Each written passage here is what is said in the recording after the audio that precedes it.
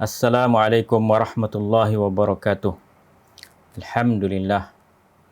Wassalatu wassalamu ala Sayyidina Muhammad wa ala alihi wa sahbihi wa man tabi'ahum bi ihsani ila yaumiddin. Allahumma arhamna bil Qur'an waj'alhu lana imama wa nuran wa hudan wa rahmah. Allahumma zakkirna minhu ma nusina wa 'allimna minhu ma jahilna warzuqna tilawatahu ana al-laili wa atrafan nahar. Waj'alhu lana hujjatan ya rabbal alamin. Rabbi shrah li sadri wa yassir li amri wahlul 'uqdatam min lisani yafqahu qawli wa la haula wa la quwwata illa billahil 'aliyyil azim.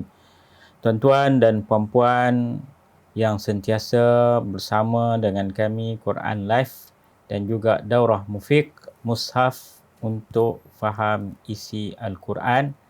Alhamdulillah pada malam ini kita dapat lagi bersama-sama untuk meneruskan program ini dalam tempoh PKP di peringkat negeri ini, dan kami masih lagi bersiaran langsung di Kompleks Seni Islam Antarabangsa Selangor. Jadi malam ini saya bersama-sama dengan saudara Abdul Muhaimin. Apa khabar Muhaimin? Baik. Macam mana sembahyang tarawih tadi, okey? Okey, alhamdulillah. Buka puasa di mana tadi? Buka puasa di Yayasan Restu, Ustaz. Oh, okey. Jadi kita mengikut arahan dari kerajaan. Betul. Segala SOP semua kita jagalah, insya-Allah. Perbincangan kita pada malam ini adalah berkisar sambungan daripada minggu lepas. Betul, Ustaz. Berkenaan dengan Nuzul Al-Quran. Nuzul Al-Quran. Jadi kita bulan Ramadan ini dah hampir ke penghujung. Jumaat ini adalah Jumaat yang terakhir bulan Ramadan. Betul. Ya, kita harapkan ini bukan Ramadan yang terakhir kita, dan kita nak memecut dengan begitu laju pecutan terakhir pada penghujung Ramadan ini, dengan selain daripada kita bersolat tarawih, selain daripada kita melakukan kebajikan-kebajikan kesiangnya kita puasa, kita jaga perkara-perkara yang fardu, kita tak melakukan perkara-perkara yang haram, dan juga ibadah membaca Al-Quran itu juga kita nak pecut. Kalau boleh, kalau kita dapat khatam Al-Quran pada bulan Ramadan ni, alhamdulillah lah. Kita khatam sekali pun okey lah. Kalau kita nak bandingkan dengan salafus salih, kalah kita lah. Ya. Baik, sempena dengan nuzul Al-Quran, kita telah membincangkan pada minggu lepas peringkat-peringkat Al-Quran itu diturunkan, dan diturunkan kepada Nabi SAW secara berperingkat selama 23 tahun. Jadi sesiapa yang bawa Quran itu ialah Malaikat Jibril alaihi salam. Itu satunya malaikat yang menyampaikan wahyu kepada Rasulullah SAW dan juga para nabi yang terdahulu. Baik, bagaimana keadaan Jibril? Bagaimana Nabi itu diterima wahyu? Dia terima wahyu itu macam mana? Baik, ataupun kita kata kaifiat Nabi SAW, dia mendapat wahyu daripada Sayyiduna Jibril alaihi salam. Jadi dalam satu hadis yang sahih disebut bahawa salah satu daripada cara Nabi menerima wahyu daripada Jibril ialah Jibril datang kepada Nabi SAW menjelma dalam rupa manusia. Malaikat ni dia ada kelebihan. Malaikat Jibril ni badan dia memang, kalau jasadnya tu memang besar, tapi malaikat ni dia dicipta daripada cahaya dan dia boleh menjelma dalam rupa manusia ataupun rupa makhluk yang lain. Bukan selain manusia lah. Yang diceritakan hadis ni dalam rupa manusia lah. Kita tak tahulah dalam yang rupa benda yang lain. Dan Malaikat Jibril, kebiasaan ataupun ada kalanya dia datang menjelma dalam rupa seorang sahabat yang namanya sahabat itu Dihyah Al-Kalbi. Oh, maksudnya sahabat tu ada waktu sahabat tu adalah, tapi mungkin sahabat tu dia keluar ke mana-mana kan, tapi maka Jibril dia akan datang dalam rupa seorang sahabat namanya Dihyah Al-Kalbi. Tak tahu apa istimewa Dihyah Al-Kalbi ni kan, kita kena buat kajian kenapa, ataupun kita kata manakib pasal sahabat ni sehingga Malaikat Jibril datang dalam rupa sahabat tersebut. Menggunakan wajah dia. Ada kalanya malaikat Jibril datang dalam rupa yang kita tak kenali. Dia datang dalam bentuk seorang lelaki, macam cerita Saidina Umar Ibn Khattab kan.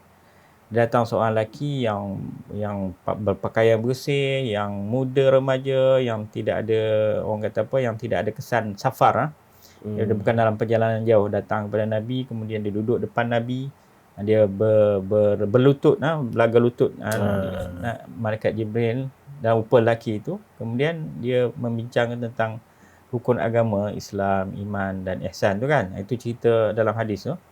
Jadi dalam rupa lelaki yang dia tak dikenali. Seorang pun tak tahu ni lelaki mana. Kemudian ada kalanya dia datang kepada Nabi SAW dan seorang pun tak dapat melihat rupa malaikat. Malaikat ni dia malaikat ghaib, maksudnya makhluk ghaib yang mana kalau dia turun pun kita tak nampak. Manusia biasa tak nampak, kecuali kalau dia menjelma lah.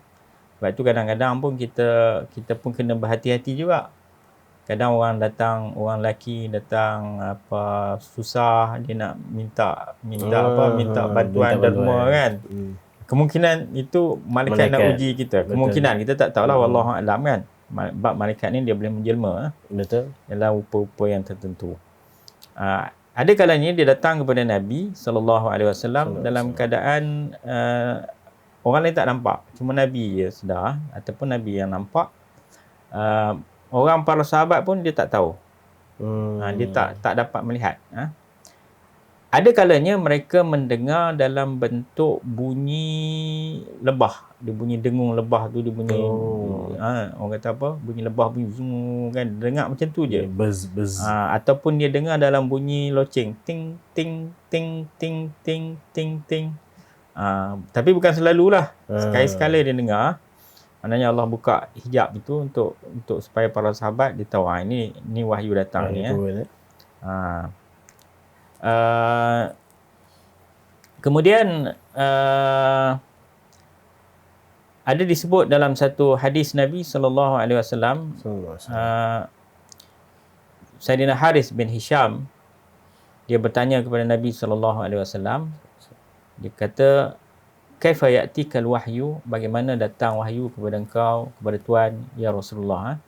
Maka Rasulullah SAW menjawab, ya'ti ni misli salsal tijarah. Dia kata datangnya wahyu kepada aku tu dia seperti, maknanya dibawa oleh malaikat Jibril tu seperti bunyi loceng, ting ting ting ting.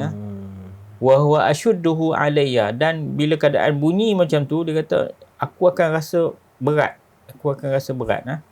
Ataupun dia Rasulullah kata itu lebih membebankan kepada aku. Kemudian Nabi kata wa ahyana yatamassalu lil malak. Kemudian ada kalanya malaikat itu menjelma. Macam kita sebut tadi, menjelma sebagai seorang lelaki ya. Fa yukallimuni, dia berkata-kata ataupun dia bercakap kepada aku. Fa aima yaqul, aku akan mendengar dengan penuh perhatian apa yang diucapkan oleh malaikat itu. Kemudian diceritakan juga Sayyidatuna Aisyah radhiyallahu anha, dia mencerita kepada para sahabat. Dia kata, laqad ra'aitu Rasulullah sallallahu alaihi wasallam yanzilu alaihi alwahyu fil yaum al-bard al-shadid. Kata aku melihat Nabi sallallahu alaihi wasallam wahyu diturunkan pada hari yang sangat sejuk. Kalau saya pernah duduk di Madinah selama 4 tahun. Jadi bila musim sejuk tu memang sejuk betul. Tapi dia tak ada salji lah, waktu tu tak ada salji ya. Jadi memang kadang-kadang tu dia bawah pada negatif 1, negatif 2, memang sejuk. Tapi apabila Rasulullah SAW diturunkan wahyu pada ketika itu, kata Aisyah, dia badan Nabi dia kepanasan dan akan terpancar ataupun terpercik daripada dahi Nabi SAW, dia punya peluh ataupun percikan peluh dia akan keluar. Kita nak basah dahinya tu. Jadi itu wahyu, maknanya bagaimana Rasulullah SAW menerima wahyu. Dan Rasulullah apabila dia mendapat wahyu itu, maka Rasulullah dia akan, pada peringkat awalnya disebut bahawa apabila malaikat Jibril sampai ke wahyu, walaupun tak habis lagi Rasulullah nak ucapkan, tapi Rasulullah dinasihatkan supaya dengar Tunggu sampai habis dulu. dulu. Lepas tu baru nak baca. Jadi lepas itulah barulah Rasulullah membaca. Kalau ada sahabat, Rasulullah akan baca kepada sahabat Nabi sallallahu alaihi wasallam. Jadi itulah wahyu bila sampai kepada Nabi sallallahu alaihi wasallam dalam tempoh 23 tahun ikut peristiwa dan sebagainya tu. Itu pun orang kata macam kita sekarang Ustaz. Kita baca ayat berkaitan neraka, kita pun serun. Berkaitan syurga, kita pun senyum seorang. Mungkin Nabi pun alami perkara yang sama kan? Betul. Kalau berpeluh apa semua tu mungkin ayat yang tu kan? Ya. Dia sebenarnya bila contohnya kita ambil daripada surah Al-Hasyr, "Law anzalna hadzal Qur'an 'ala jabalin la ra'aitahu khashi'an mutasaddian min khasyatillah." Kalaulah kami turunkan Quran tu di atas sebuah bukit, sebuah gunung, la ra'aitahu khashi'an, kamu akan dapat lihat bukit tu dia khusyuk. Khusyuk tu maksudnya dia tunduklah. Dia patuh, mutasaddian, terpecah. Dia retak, min khasyatillah, kerana takut kepada Allah. Ini satu perumpamaan Allah umpamakan makhluk yang selain daripada manusia apabila turunnya Al-Quran. Jadi kesan daripada penurunan Al-Quran tu hebat, wahyu tu sebenarnya hebat, sehingga kan boleh terpecah bukit yang kukuh tu. Tapi manusia berbeza. Manusia kalau orang tu orang yang jauh daripada Allah Subhanahu Wa Taala, dia tak rasa kesan tu. Tapi kalau orang yang betul-betul beriman, dia akan rasa terkesan. Sebab itu apabila dalam satu ayat disebut wa iza tuliyat alaihim ayatuhu zadatuhum imana. Apabila dibacakan kepada mereka ayat-ayat itu, zadatuhum, yang bertambah iman mereka. Gementar hati mereka. Maknanya kesan daripada Quran itu boleh menyebabkan dia akan menangis, dia akan sedih, dan ada kalanya dia bergembira. Sebab itu kita bila baca Quran, bila kita faham makna, sebab itu pentingnya kita memahami makna itu kan. Dia akan memberi satu kesan yang mendalam kepada diri kita. Kalau kita tak faham makna, kita hanya sekadar baca aja. Baca teks kan. Sebab itu kita kena respon kepada Quran. Bila kita baca Quran, kita kena respon kepada Quran. Itu bila disebut antara adab kita dengan Al-Quran ini, apabila disebut ayat-ayat tentang rahmat, tentang kelebihan, tentang pahala, tentang syurga neraka, kita kena sebut Allahumma rzuqna. Ya Allah, berilah rezeki kepada kami terhadap kelebihan-kelebihan ini. Kalau disebut tentang ayat azab, mana kita kena minta perlindungan daripada Allah Subhanahu Wa Taala. Sebab dia macam kalam Allah pada kita lah kan. Ya, maknanya bila kita baca Al-Quran ini, artinya seakan memang pun kita membaca surat daripada Allah Subhanahu Wa Taala. Kan?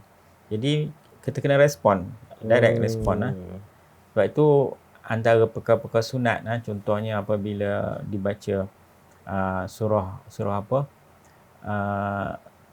Surah apa nama, Wattini wazaitun wa turi sinin, wa hadzal baladil amin laqad khalaqnal insana fi ahsani taqwim summa radadnahu asfala safilin ila alladziina amanu wa amilus solihat falhum ajrun ghairu mamnun. Fama yukadzibuka ba'du biddin alaysallahu bi ahkamil hakimin. Itu satu, Allah tanya soalan tu kepada kita. Bukankah Allah itu adalah sebaik-baik ataupun seadil-adil, sebijak-bijak hakim? Jadi kita kena jawab apa? Sunat kita menjawab bala. Walaupun dalam sembahyang. Bala, bahkan, maksudnya bahkan. Dia dalam bahasa Arab ni, dia kena perhati bila Allah Ta'ala sebut alaysallahu bi ahkamil hakimin, bukankah Allah itu sebaik-baik hakim? Kita tak boleh jawab ya. Na'am tak boleh. Maknanya kita mengakui lah benda tu. Jadi kita kena jawab bahkan, lebih lagi. Maknanya dalam bahasa Arab kena sebut bala. Bala bukan balak tu. Ba lam ya yang tak ada titik. Bala wa ana ala zalika minasyahidin. Tu sambung sikit. Bala wa ana ala zalika minasyahidin. to respond pada Quran. Dan antara adabnya juga ialah bila baca Quran kita kena nangis, maksudnya menitiskan air mata kita. Kalau kita tak dapat nangis, tak kesan daripada bacaan Quran tak nangis, kena buat nangis. Kita kena jadi sensitif lah. Ya, sensitif. Dengan ayat tu. Ya, sensitif. Jadi kita tengok macam mana Nabi dia terima wahyu tu pun sampai peringkat dia keluh-peluh. Betul. Maknanya kesan daripada Quran tu. Jadi itu keadaan bagaimana Nabi SAW dia terima wahyu. Dan wahyu ni dia banyak lagi dia bila wahyu ni, kita sebut wahyu ni dia luas. Ya, bukan Al-Quran saja kan, hadis pun semua tu. Jadi itu kita akan bincang pada masa yang akan datang, insya-Allah. Okey. Jadi Puan Muhammad nak tanya nak cakap ataupun untuk minggu depan benda kita nak bincang minggu depan kita raya kedua, Ustaz. Kalau Jumaat tu. Ya. Kita tak boleh balik kampung. Itulah. Mungkin kita jumpalah kot. Tengoklah keadaan macam mana, sama ada live ke online ke apa kan. InsyaAllah. Ataupun kita beraya lah. Beraya sama keluarga kita, insyaAllah. Betul. Jadi untuk malam ni cukup setakat itu. Kita sambung lagi pada selepas raya, insyaAllah. Yang baik itu daripada Allah Subhanahu Wa Taala. Qulu qawli hadza astaghfirullah li wa lakum. Wassalamualaikum warahmatullahi wabarakatuh.